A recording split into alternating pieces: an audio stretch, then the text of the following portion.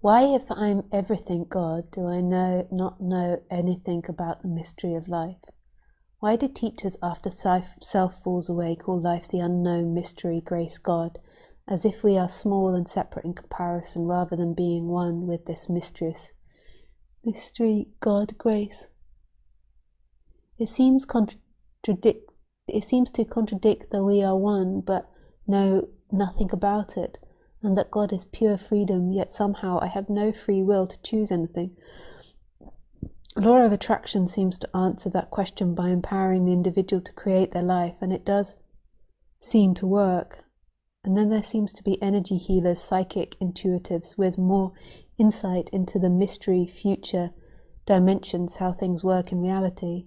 But in non-duality, it seems it's all about full surrender to God, as if it were separate, but also maintaining that we are not separate. And then what is the difference between non-duality and religious followers who give away personal responsibility to Jesus or God? Teachers like Adyashanti and Gangaji say you have choice and responsibility for your life and must remain vigilant even after realization. There is no separate self, which is different from pure non-dual teachings of absolutely no free will. So it's confusing. There is still a lot of debate around this even in non-duality. Sorry, so many parts to this question. Thank you for answering. Thank you for the question. Yeah, there is a lot of parts. That's a little bit of a hard question to answer. So I just sort of answered the feel to it of what I feel, rather than sort of going through bit to bit. So in the end, to me, there is infinite paths to lead to this apparent freedom. No, not apparent freedom. There's a sorry, I got that back to front. There is infinite apparent paths to lead to this freedom.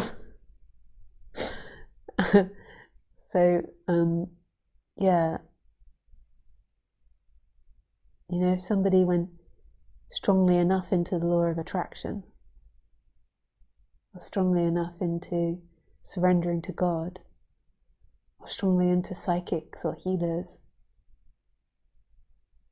then I feel like anything can lead to this.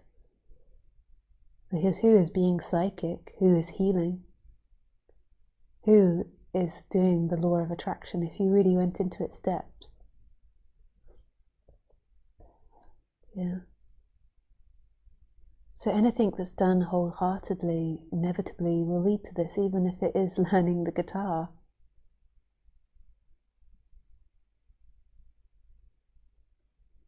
And ultimately, what this subject is not a surrender to a God or to something else. It's a surrender to presence, which you always are. And that presence isn't separate. But what's seemingly happening in this moment is we're creating a whole fantasy about ourselves in time. So what we're doing is we're letting go of the fantasy and we're coming back to what's actually happening. And you can put that in Neo Advaita words, you can put it in Gangaji's words or Adyashanti's or my words, and in the end it's all the same and it doesn't matter. Ramesh would say there is no free will, but you act with apparent free will. Tony would say something like there is nobody, but the character chooses. The character seemingly chooses. You know, so like who is choosing? Ultimately nobody is choosing, but whether we see free will or not, it doesn't really matter. There is action appearing from mystery. There is action appearing from emptiness. And it's not about understanding it, it's about falling back in love with that, till you become authentically yourself as that. And that looks so different for everybody. So I wouldn't really worry about all the different teachers and teachings. Go towards that which makes the heart resonate. And then you can also do the cheeky and go towards that which really pisses you off. Be like, interesting, that is very annoying. Why is that annoying? Just to have a look. Just to have a look. And then in the end, it's all perfect pass back to yourself, because can you ever leave yourself? Can this ever be left?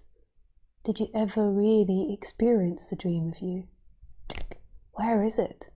Where is this life? Where is this practices or no practices or coming or going? Where are we but here, radically here, experiencing this? And yes, as nothing, we don't know what we are, yet we are. And we don't know what we are because we can't look out of ourselves. If we knew who we were, we'd be able to separate. That's why apparent God or us or the big self separated, because so it could know itself. You can only know yourself through apparent separation, so by separating it comes back to itself to know itself. It has a love affair with itself. And in a love affair there is drama and heartache and bittersweet encounters.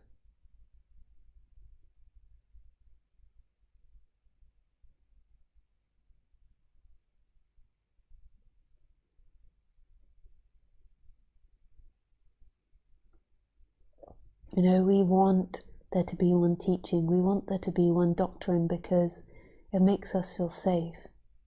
That's what we've been used to in society, is having this strong male leader that tells us the way. This is the way, and this is what it looks like, and let me paint the path for you. So challenge that. Can you not know the way, and yet deeply go into yourself? Can you give up the idea of mapping your life and your world and your awakening through a story? If you find that drives you too crazy, then come back to a story. But if you can handle that, it's like, can you give up all stories? And what is left if you do? Right here, right now, in the pureness of being, in the radicalness of life, what are we? And this is where love is. This is what love is.